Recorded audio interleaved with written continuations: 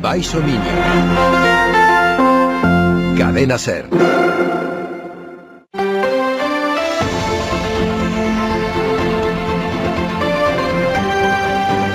Hoy por hoy Baixo Miño. Marci Varela.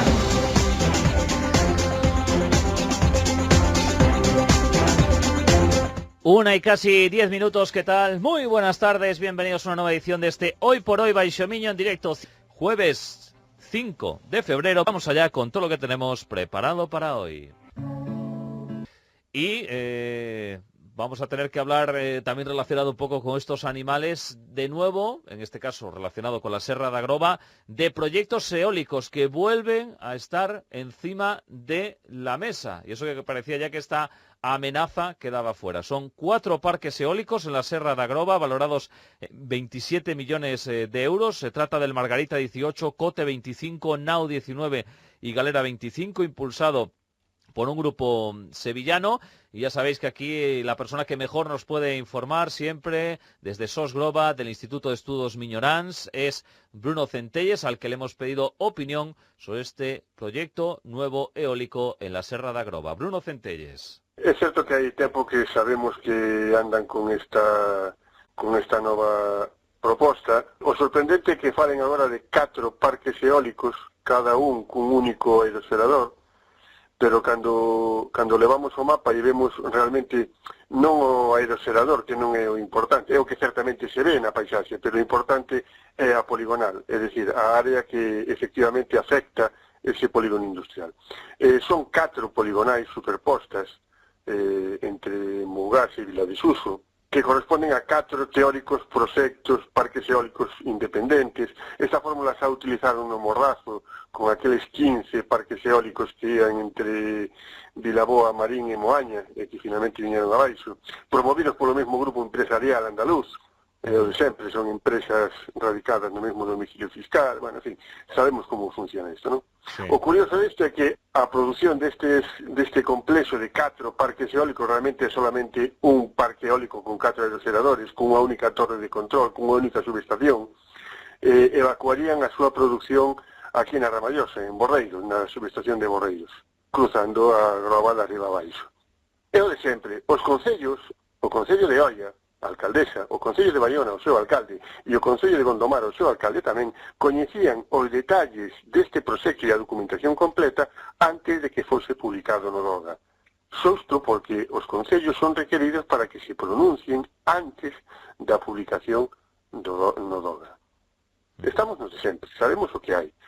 A cidadanía dixo que non, a Xunta dixo que non, pero supoño que agora virán dicindo que claro, que as empresas teñen liberdade para presentar os seus proxectos e a Xunta, encabezada pola Consellería de Medio Ambiente da señora Ángeles Vázquez, pois tomarán as súas decisións. Bueno, se foran coherentes, como xa nesa mesma zona e para ese mesmo tipo de proxectos, con ese mesmo tipo de afectacións, xa dixeron que non era viable a instalación de proxectos eólicos no entorno da Serra da Groba e a costa atlántica de Oia, imagino que neste caso pois debía ser algo parecido.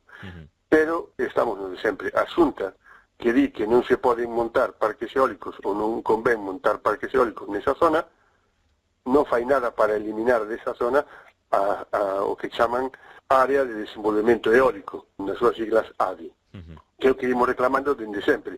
Bueno, pois haberá que activarse de novo e volver a presentar batalla a esta aberración. É dicir, que é como un proceso repetido, porque ahora vos entendo que presentarades alegacións de novo. Sí, claro, o que pasa é que ahora ven modificado porque meten esta estrategia de presentar 4 parques eólicos separadamente, co cual teremos que loitar contra cada un deles separadamente, con que únicamente un deles progresase xa afectaría a zona da súa poligonal, o cual deixaría a porta aberta a novas instalacións, e desta vez si publican a línea de evacuación, que, como digo, traería a produción aquí a Borreiros, ao lado da Ramallosa, pero todavía sigue faltando, porque non nos siguen contando como se conecta isto coa rede eléctrica estatal.